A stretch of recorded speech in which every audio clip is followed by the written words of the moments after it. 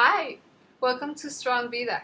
Yo soy Dariana Cruz. I'm Dariana Cruz, and today I wanted to share with you this question that sparked up an amazing conversation last week, and it helped so many of my friends, and particularly it helped me. It helped me so much to say all these things out loud and to remember, because it's all about remembering.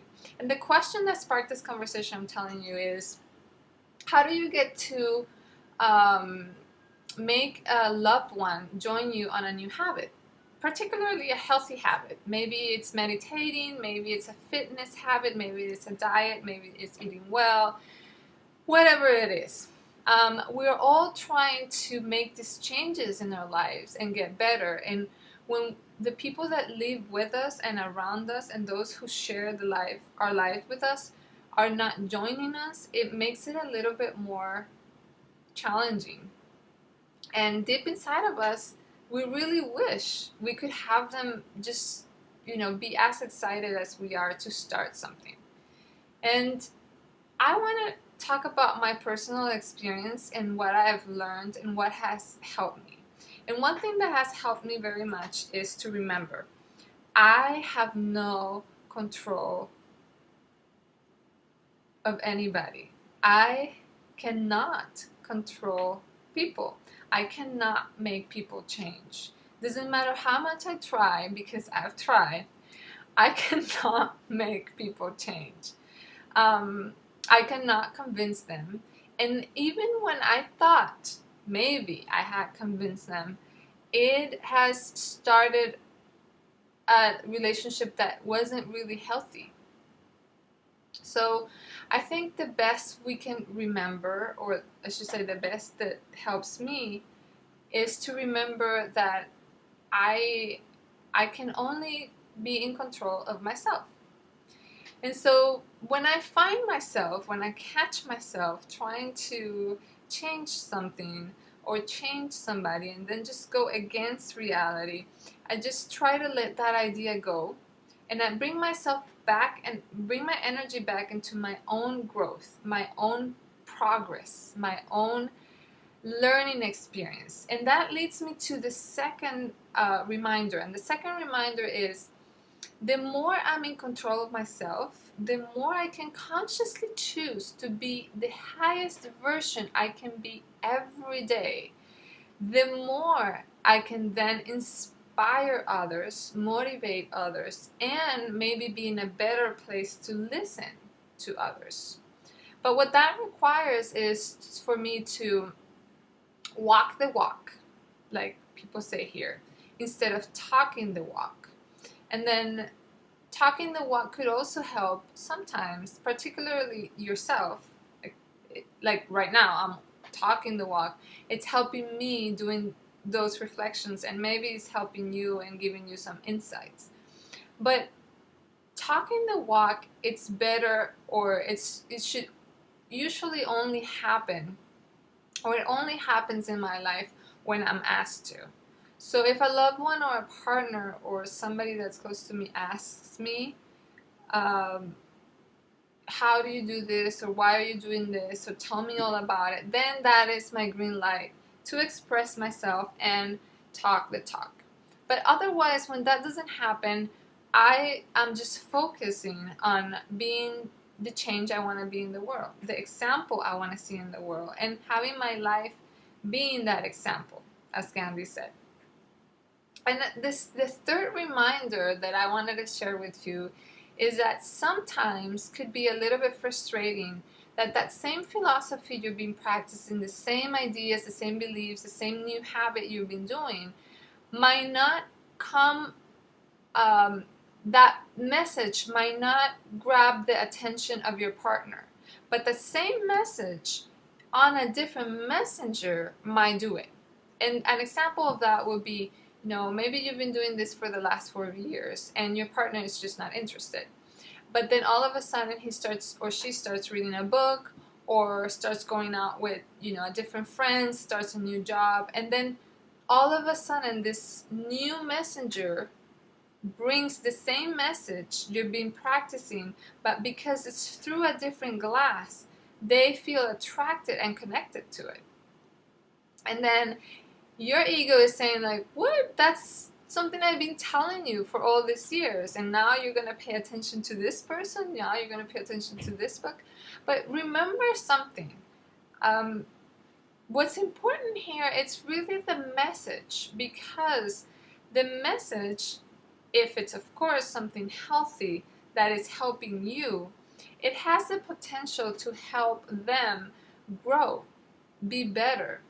And so that's what's important. The message is what's important. And them experiencing something new and bursting new qualities that are going to, benefit you as well. How the message get there and how they connect to that, it's okay if it just doesn't come through you. You're not, again, responsible for that. You're doing your best, and everybody is, but you're not responsible for that.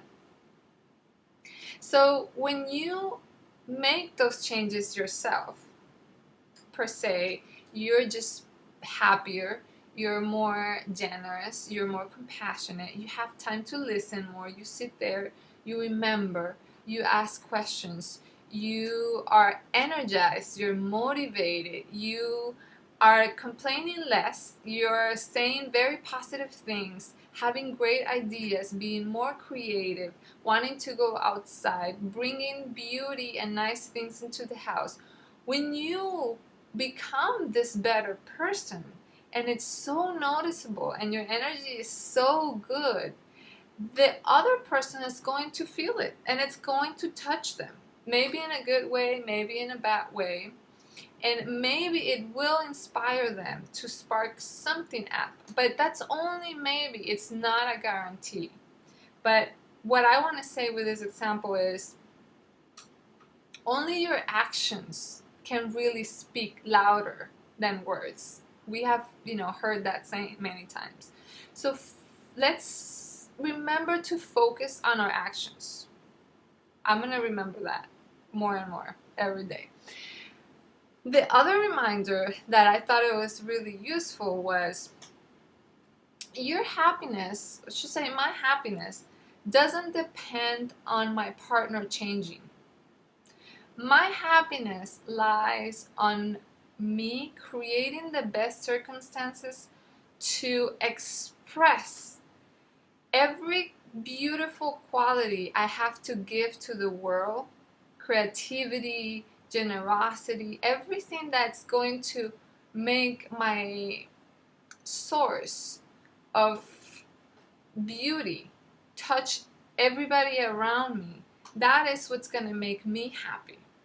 And when I sometimes get so confused, you probably do too, I get so confused because then sometimes it really seems like if somebody or something changed around me, I would be happier.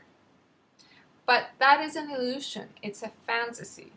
So when you catch yourself and really believing that if something changed around you, you will be happier, that is a red flag for me to know that I am really just looking at a mirror. And that all I have to start doing is to stop trying to change that exterior and start changing me. For example, if I say, oh, he or she should be more understanding, or he or she should be more flexible, he or she should be whatever that is, then turning it around right away is just such a great red flag, and just saying, oh, wait, I should be more understanding, I should be more flexible, I should be more open-minded, and right away start practicing that. If it's not that easy to start practicing it with that person or situation directly, start practicing it with yourself in other situations until it infuses areas of your life. So lastly, the one last reminder is we are all really doing the best we can with what we know. And we have all different paces and levels. And there's always a point in our future or in our past where we can put ourselves in somebody else's shoes. For example, if I'm feeling my partner doesn't understand me, just, sitting back, just sitting back and thinking, well, there was also a time when somebody didn't understand me, right? Or when I wasn't understanding to somebody. There was also a time where somebody was trying to make me do something I didn't want to do, or I didn't think I had to do at that moment in time. And there will be probably a time in the future where I am going to be forced by somebody else that's trying to convince me to do something I don't want to do. So putting yourself in somebody else's shoes helps so much because it makes us empathize. And empathizing, it's a quality that creates compassion, that really creates a better understanding that we are all doing the best we can with what we know. And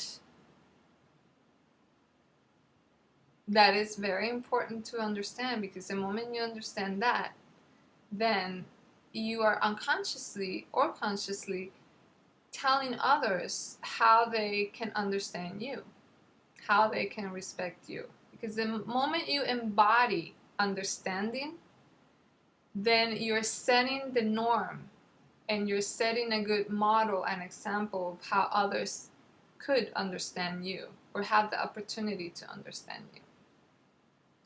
So it's a ripple effect, and it's another way in which we can realize how we're all connected.